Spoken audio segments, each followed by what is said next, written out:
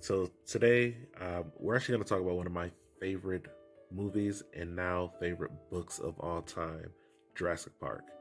I know you guys are all familiar with the movie, one of the best movies of all time, but we're actually going to talk about the book. Very underrated, one of the best books I've ever read in my life, and today we're going to talk about it. So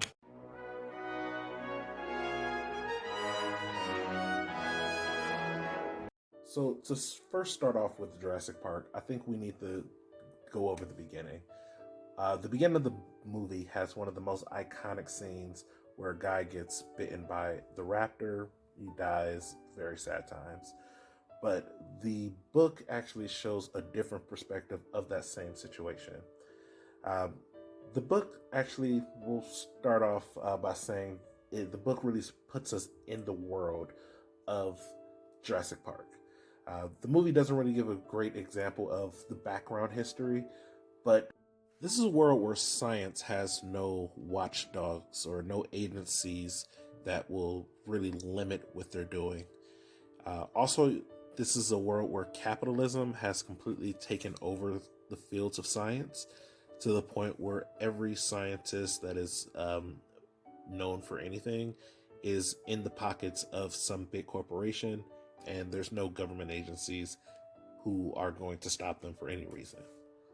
Now, if you know me, then you know what I always say, and that is capitalism is evil. I think to really appreciate this book, you have to place yourself back into the mindset of pretty much the late 80s, early 90s, when you could really see a world where capitalism and just technology taking over, pretty much like the Matrix, but maybe with more dinosaurs in it.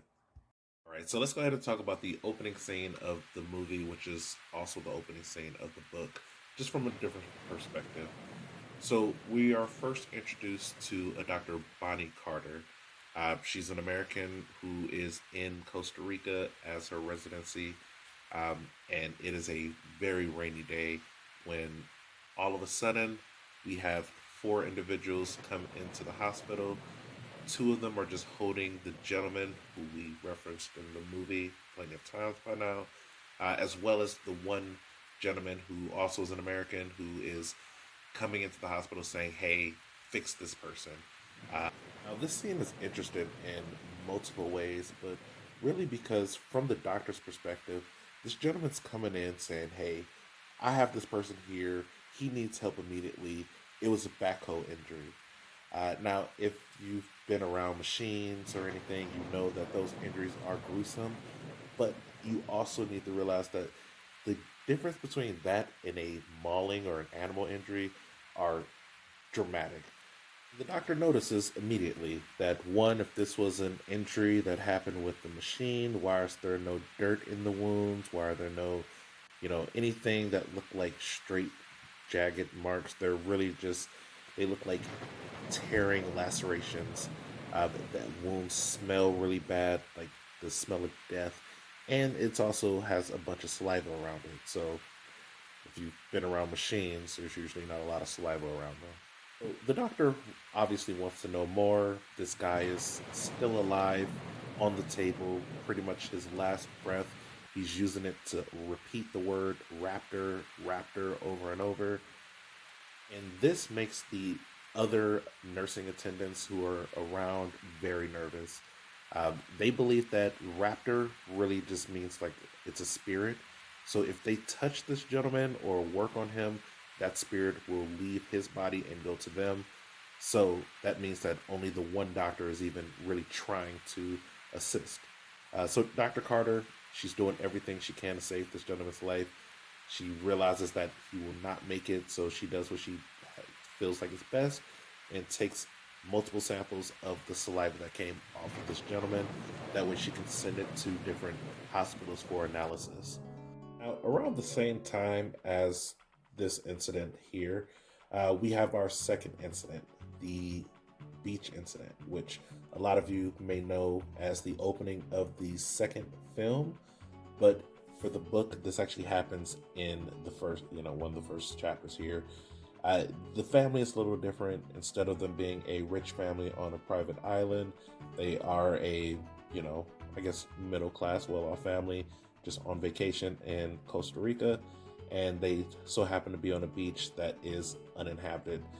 We're introduced to the father, the wife. They have a daughter who, in this case, goes off onto the beach by herself. The mother's a little weary about it. She's more worried about snakes. The father reassures her that don't worry, this place is for sure safe.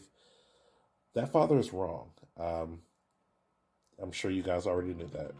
It's when the little girl goes off on her own, sees this lizard and tries to pet it, tries to feed the lizard, and then they kind of gang up and start to bite her. Immediately her arm swells up because turns out she's one of the few people who are allergic to lizard bites. Parents hear her scream. They immediately rush over, grab her. They rush to the hospital. And that's when they run into another doctor who tries to figure out exactly what type of animal attacked her. She starts to explain that it was like a lizard, except it had 3 toes. Now, if you're like me, it meant absolutely nothing to you. But if you are someone who knows a little bit more, then you would know that birds have 3 toes. Lizards do not have 3 toes. If a lizard does have 3 toes, that means it's a dinosaur. After a little bit of time in the hospital, the doctor actually comes and does more research on his own around the island, does discover a body of one of these dinosaurs, and he sends it off to analysis to see what the structure of the bones of it are, just to see what animal this is. They believe this is just a new species. So this is when the book and the movie finally find them together. So the bones are sent off to Dr. Allen. He is a well-known archaeologist in his field, and when he gets sent this, he immediately says, well, this is a dinosaur. Cut over to when he's actually approached by someone who isn't, I guess, more like representative of Hammond instead of Hammond himself. He's someone who just wants to ask about why Hammond's been funding his digs. Does he know why Hammond only funds digs above the 45th parallel? If you're familiar with the 45th parallel, it's just the point that's halfway between the equator and the North Pole. The real reason this gentleman is here is because he understands that there have been numerous attacks in surrounding areas, and he kind of just wants to figure out, just pretty much based off the people that Hammond knows, what Hammond could possibly be doing, and why these attacks are all surrounding the island that him and his companies are helping to fund for Hammond. So soon we are actually introduced to Hammond. He's actually the second person to come and talk to Alan Grant just about everything that's going on. Not giving him too many details, just more saying, hey, we have something big, we're working on it, and we need your help to come to this island for just a weekend, and I will pay for the next 3 years of digs for you. For Alan, this is something that is, once in a lifetime opportunity, and for just a weekend, you might as well. I think this brings up an important life lesson that if any rich person pays you for a weekend on a private island, the best answer is always no. Well, maybe not always. So this is where the movie actually pretty much would start for us. This is where the book really starts to get to the meat of it. So this is where they all get to the island Issa Nublar. Once they get to the island, almost the same exact situations as in the movie, except characters are very, very different. Almost every character in the book either acts differently or is pretty much a completely different type of character than in the movie portrayals. We'll start off with Alan. The biggest difference there is Alan does not hate children. As you guys know, in the movie, the biggest thing for him is that he actually does not like children. Throughout the course of the movie, he has to take care of these children, make sure that they are not, they don't die while on the island, and he becomes more like a parental figure for them during that time. The second biggest character change would be Dr. Hammond himself. In the movie, he seems like a really nice grandpa figure who just so happens to be rich. In the book, it's a lot more realistic in the fact that he's more just like a rich asshole, and he really only cares about the park and making as much money as he can before he dies. In fact, the only reason that the children are on the island in the first place is because he wants to prove to investors this place is so safe that he'll let his own grandchildren come here. Their parents are going through a divorce right now, so it is super easy to, just get them away from both parents for a weekend. Another big character change would be the lawyer. The lawyer, we all kind of hate him, despise him. He ran out, left the children in the movie. In the book, he's a little bit more of a sympathetic character. He's not a bad guy. He actually is just a lawyer who their law firm represents Hammond, and they are at the point where if they realize that anything is going wrong with this island, or there's any security breaches, or any clearance issues, they're going to make sure that this place gets shut down. We're also introduced again. We still have Dr. Sattler. This time, it is not implied at all that Dr. Sattler and Alan Grant are in any type of relationship. They are clearly just a student and teacher relationship, and Dr. Sattler is actually engaged to another fellow that we never meet. The character would be the security guard. You guys may know him as the gentleman who went out into the woods to try to get the one raptor and realized that he was surrounded by raptors and they just kind of got him. That gentleman has more of an expanded role in this book, so that's really interesting to see. More people with expanded roles would be Dr. Wu. He actually never leaves the island during the whole events of the book, so he's right along with them for the whole journey. Then we have Samuel L. Jackson's character. In the movie, he's really just like a couple of lines type of character. In the book, he is actually, again, a lot more involved in the whole situation. And of course, we have the gentleman who ruins the entire thing for everyone, pretty much sentencing everyone to their death because he wants to take a few dinosaur embryos and make more money by selling them to the competition. And it feels like until I read the book, I never knew his name or at least within the series, which is Nedry. This is a horrible name for any person. I will not trust anyone named Nedry.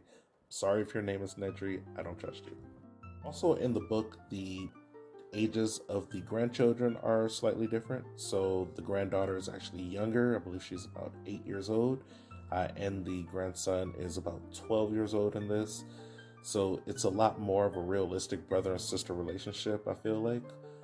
He's, kind of nerdy, really into computers and dinosaurs.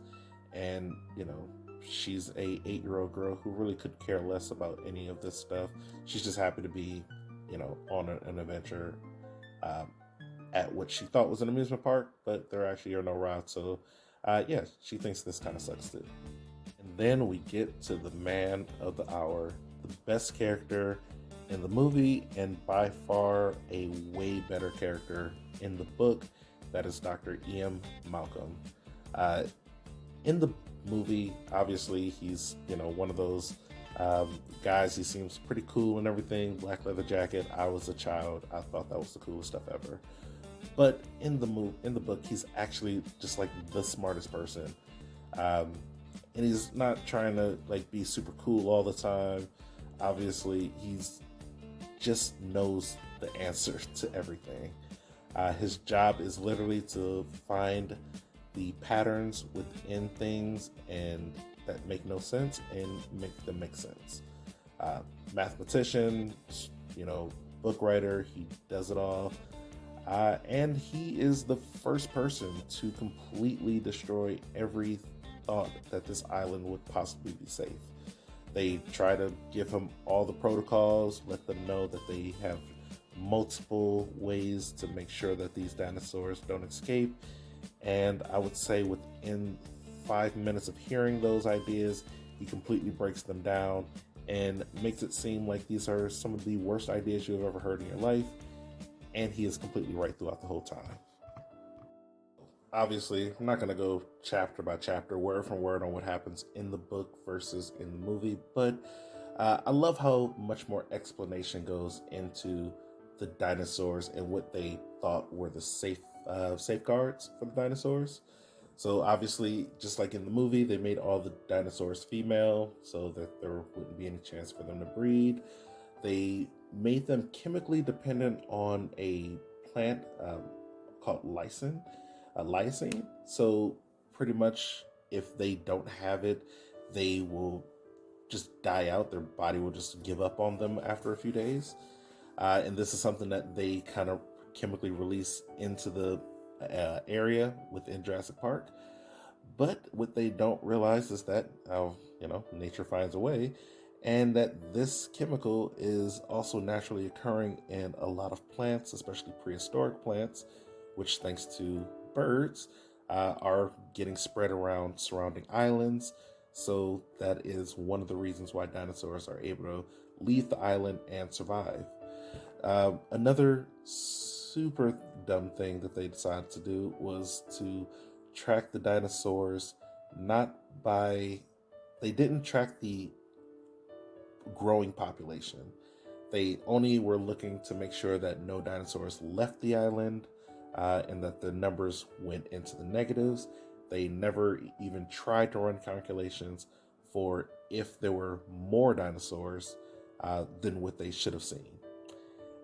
So obviously, this is all like the things that Ian is able to kind of break through within pretty much within the first time of him hearing it. It's some of the funniest, best written like interactions within the series. I've watched all the movies, and these scenes are just iconic.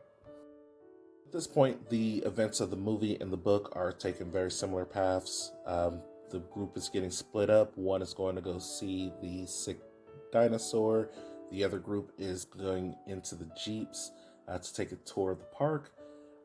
The slight difference would be maybe the description of how Gendry goes out and actually gets killed. I believe he doesn't actually die within the car itself this time. He dies on his way to the car. And once the power is out, a lot of the events are very slightly different in this point. The kids, when they're attacked within that Jeep, first of all, the lawyer still leaves, but he doesn't die. He leaves, he goes into the woods, and he pees himself and hides for a long time. Instead of getting thrown off of the bridge, after the dinosaur is done mauling the car, this time the boy is stuck in the car on the side of the road. Alan has to come and rescue. Obviously, Malcolm still uses the flare to get the distraction, but he is literally almost fatally wounded during that interaction. And that's when a lot of the events that we would kind of recognize as the movie start to happen. Mostly the kids, they're trying to escape. They actually go deeper into the woods, just trying to get away from the T-Rex. In the book, there's actually a second T-Rex, a baby T-Rex that kind of messes with them every once in a while when the big T-Rex isn't around. But it doesn't do too much. It's not like the biggest crux of the story. So on their way to try to just get back to the main area, Alan and the kids, they end up seeing a river, And they have the idea, hey, if we just travel, follow the river, it'll lead us all the way back to the main area. This is another big part that the movie just doesn't even have within it. Um, the river that they go, they have a raft. The T-Rex actually tries to follow them through the river. He just gets to a point where he can't. He tries to get into the river to chase them, and he just gets to a point where he can't swim any higher. But that leads them to a atrium, and this is actually interesting because it's pretty much just the third movie where they're in there with the pterodactyls, and they're very territorial pterodactyls. So once they're in there on their raft, going through the river, just trying to pass by, these pterodactyls see them, plunge after them, and try to murder them. This is a exhibit that has not yet been finished yet. Because these pterodactyls are so territorial, they were killing the construction workers when they were trying to finish building like the places where people can safely look at these pterodactyls. So I'm not going to spoil every character's death or surprise characters who didn't die, but because I still want you guys to actually go out and read this book for yourselves. But there are a lot of circumstances that change, and because of that, different characters have different fates. I will spoil one for you because I hate this guy now, and that is the Dr. Hammond. So I want to just save anyone because the next footage I'm gonna show is gonna be a little bit gruesome because this is a recreation of his actual death scene.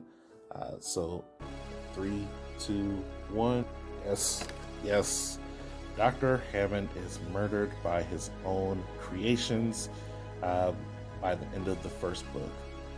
It is one of the most satisfying moments when you see all the events that lead up towards it, and as gruesome as this footage here seems, I just have to get one snapshot of it.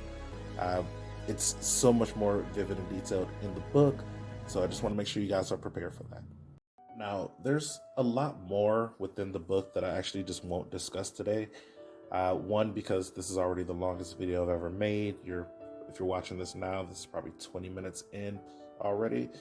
But also because I don't want to spoil the book for you guys. Like, I really, really want you guys to go out and read this book. This is literally one of the best books ever written, at least in my opinion, and especially if you love the movie.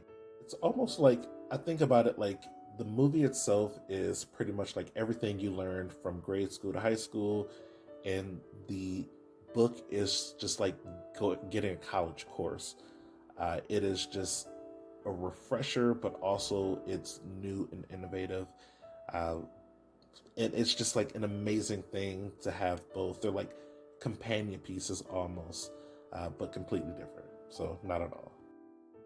I really love the amount of tension they're able to put into the closing of the book. At this point, obviously, the dinosaurs are loose. I haven't mentioned it yet, but not to get too spoilery again, the raptors really become a huge villain. Obviously, they were, a villain within the movie, but within the book, you realize how smart they are, to the point where opening doors is pretty much like the least impressive thing that they do throughout the book. And, characters are they're really put into that situation where towards the end of the book, I'm like trying to figure out how anyone would ever survive the situation in real life. But they somehow, things work out, at least work out enough to the point where they can get some assistance getting off the island at the end. But it immediately sets up for a sequel, completely different than how the movie sets up for a sequel, because obviously in the book Hammond is dead, and the sequel scene where they're kind of setting that up directly involves Alan Grant and Dr. Ian Malcolm and a few other surviving characters who will remain nameless for the moment, because again, this is multiple times I'm saying this. I want you guys to read this book. So, I mean, like, I do appreciate this. I know this was a lot longer of a video than I've made in the past. I'm really just trying to expand what I'm doing here, try to get better and better. I want to thank you guys because you're literally the most important part of this. For anyone who's liked, subscribed, commented, shared these videos, I truly appreciate it. Please like this video, subscribe, and comment. It all helps a lot. You guys don't even know how much it helps.